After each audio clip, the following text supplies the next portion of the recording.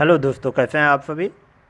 तो चलिए आज हम फिर से जो है साइंस का सेट देख रहे हैं और ये जो है आपको ये 48 बीपीएससी का सारा क्वेश्चन है। तो चलिए हम लोग साइंस का शुरू करते हैं। इसमें आपको सारा क्वेश्चन मिलेगा जितना भी 47 में जो है बीपीएससी में आपको पूछा गया था 48 बीपीएससी में। तो चलिए उसका क्वेश्चन साइंस का मिलेगा आपको। तो चलिए शुरू करते हैं। पहला क्वेश्चन है, देख सकते हैं, खनिज क्या है। पहला ऑप्शन है आपके पास द्रव, दूसरा है अकार्बनिक ठोस, तीसरा है गैस और चौथा है उपयुक्त सभी। तो आपको बताना है खनिज क्या है। तो खनिज क्या है, तो खनिज दोस्तों द्रव, अकार्बनिक ठोस और गैस, ये उपयुक्त सभी इसका आंसर होगा। तो ये सभी जो है वो खनिज ही है। पृथ्वी के अंदर दबे हुए वे सभी अकार्बनिक पदार्थ जो ठोस, द्रव एवं गैस के रूप में है तथा अकार्बनिक पदार्थ जो किसी भी अवस्था में पाए जाते हैं, ठीक ना, उसी को हम लोग जो है वो खनिज कहते हैं। ठीक है, चलिए नेक्स्ट क्वेश्चन की तरफ बढ़ते हैं। अगला क्वेश्चन देख सकते हैं आप। अगला क्वेश्चन है, एक ही प्रकार का परमाणु निम्न में से किसमें मिलता है। एक ही प्रकार का परमाणु निम्न में से किसमें मिलता है। पहला ऑप्शन है आपके पास खनिज यौगिक में, दूसरा ऑप्शन है खनिज मिश्रण में, तीसरा ऑप्शन है आपके पास प्राकृतिक तत्व में और चौथा ऑप्शन है आपके पास उपयुक्त में से कोई नहीं। तो आपको बताना है दोस्तों।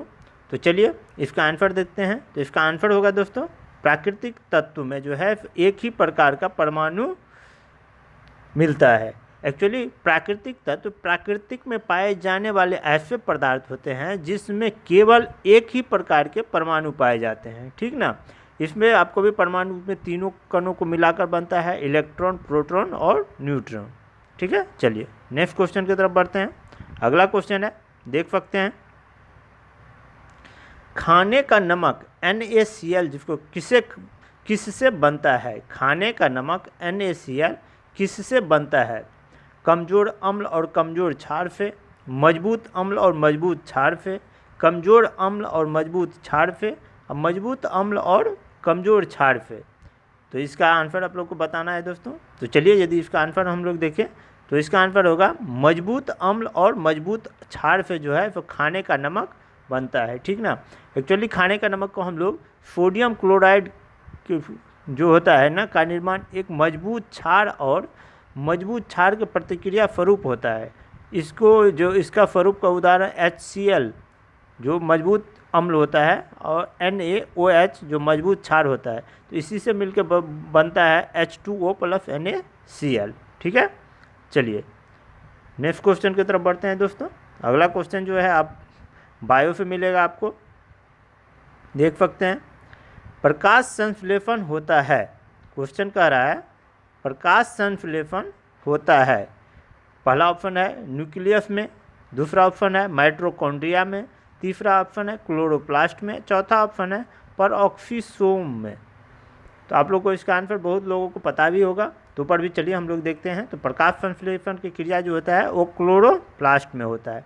क्लोरोप्लास्ट में पौधे के हरी पत्तियों में क्लोरोफिल पाया जाता है, आप लोग को भी पता है। इसी क्लोरोफिल में प्रकाश संश्लेषण की क्रिया संभव होती है। इस कारण पत्तियों को पौधे का प्रकाश संश्लेषण अंग भी कहते हैं। चलिए अगला क्वेश्चन की तरफ बढ़ते हैं। नेक्स्ट क्वेश्चन है, देख सकते हैं, पौधे जो नमक युक्त मिट्टी में उगते हैं को क्या कहते हैं। पौधे जो नमक युक्त मिट्टी में उगते हैं को क्या कहते हैं। पहला ऑप्शन है जीरोफाइट, दूसरा ऑप्शन है हाइड्रोफाइट, तीसरा ऑप्शन है हेलोफाइट और चौथा ऑप्शन है आपको सक्यूलेंट। तो आपको बताना है इसका आंसर दोस्तों। तो चलिए यदि इसका आंसर हम लोग देखते हैं तो इसका आंसर होगा हेलोफाइट। क्या होगा, हेलोफाइट।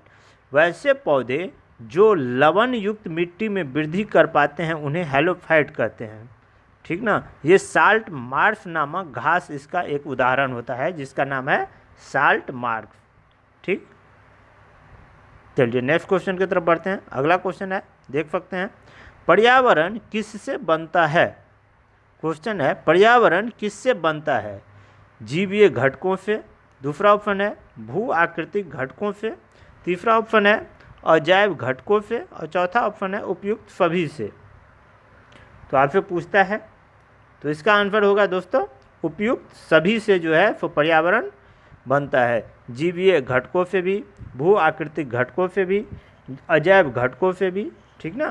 तो चलिए अगला क्वेश्चन की तरफ बढ़ते हैं। अगला क्वेश्चन है संवहनीय वैक्यूलर जिसे बोलते हैं, पौधे में पानी किससे जाता है? संवहनीय पौधे में पानी ऊपर किससे जाता है? फ्लोएम टिश्यू से। दूसरा ऑप्शन है पैरेन्काइमा टिश्यू से। तीसरा ऑप्शन है मेरिस्टेम से। चौथा ऑप्शन है जाइलम टिश्यू से। ठीक है, तो आपको बताना है दोस्तों। तो चलिए इसका आंसर हम लोग देखते हैं, जाइलम टिश्यू से। जाइलम टिश्यू से जो है पौधे में पानी ऊपर जाता है। एक्चुअली इसमें होता क्या है, तो संवहनीय पौधे में पानी जाइलम ऊतक की सहायता से ऊपर चढ़ता है।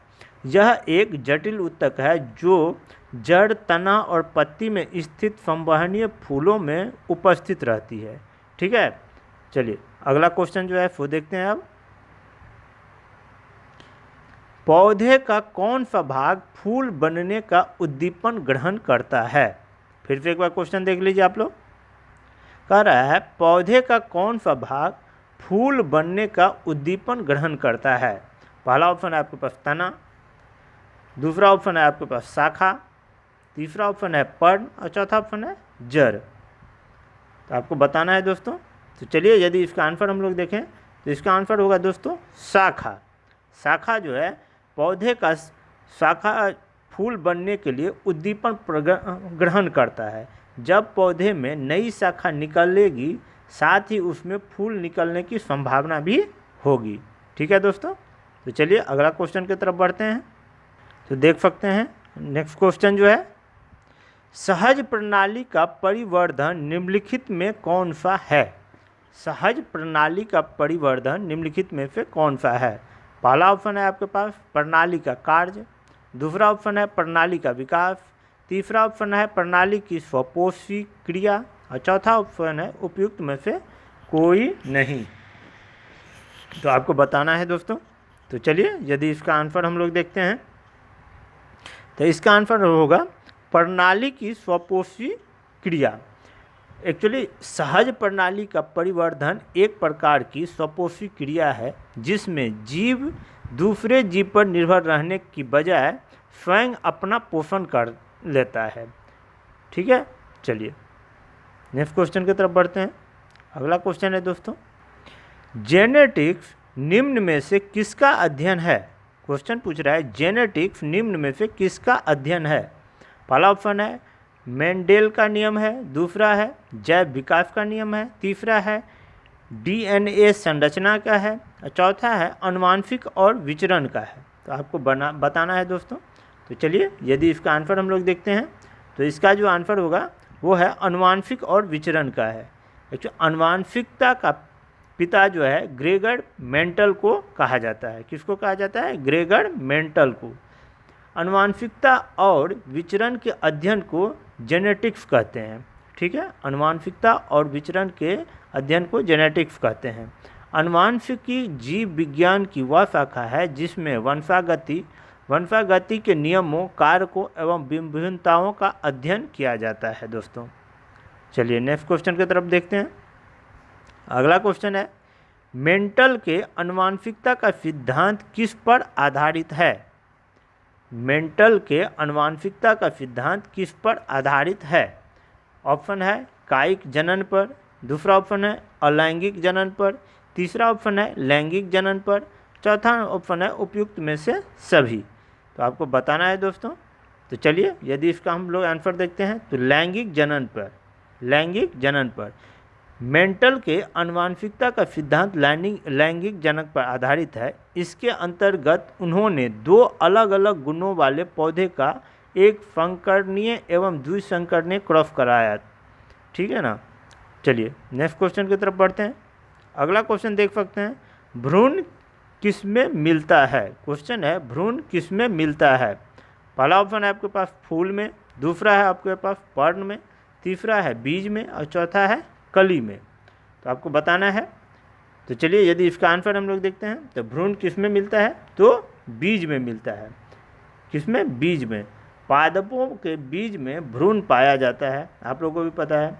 बीज के अंदर स्थित भ्रूण से ही नए पादप तैयार होते हैं। ठीक है, चलिए नेक्स्ट क्वेश्चन की तरफ बढ़ते हैं दोस्तों, और देख सकते हैं आपके पास है, लैंगिक जनन से अनुवांशिकी विचरण कैसे होता है। क्वेश्चन है, लैंगिक जनन से अनुवांशिकी विचरण कैसे होता है। पहला ऑप्शन है जीन के सम्मिश्रण से, दूसरा ऑप्शन है क्रोमोसोम में बदलाव से, तीसरा ऑप्शन है जीन के मिश्रण से, चौथा ऑप्शन है उपयुक्त सभी। तो आपको बताना है दोस्तों। ठीक है, तो चलिए इसका आंसर हम लोग देखते हैं। तो इसका आंसर जो होगा वो होगा उपयुक्त सभी। लैंगिक जनन से अनुवांशिक विचरण जो है जीन के सम्मिश्रण से, क्रोमोसोम में बदलाव से, जीन के मिश्रण से, तो इसीलिए इसका आंसर जो होगा उपयुक्त सभी होगा। चलिए नेक्स्ट क्वेश्चन की तरफ बढ़ते हैं। अगला क्वेश्चन है, देख सकते हैं, भारत का अधिकतम गेहूं उत्पादक राज्य है। ये तो आप लोग को भी पता भी होगा, इसका आंसर होगा यूपी, उत्तर प्रदेश। चलिए अगला क्वेश्चन है, अगला क्वेश्चन देख सकते हैं आप, और ये अंतिम क्वेश्चन है दोस्तों।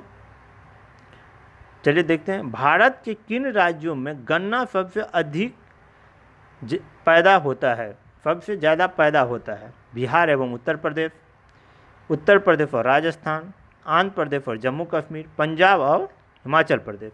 तो आपको बताना है, इसमें भी बहुत सारे लोग बता ही सकते हैं। चलिए इसका आंसर देखते हैं, बिहार और उत्तर प्रदेश में जो है वो गन्ना सबसे ज़्यादा पैदा होते हैं दोस्तों।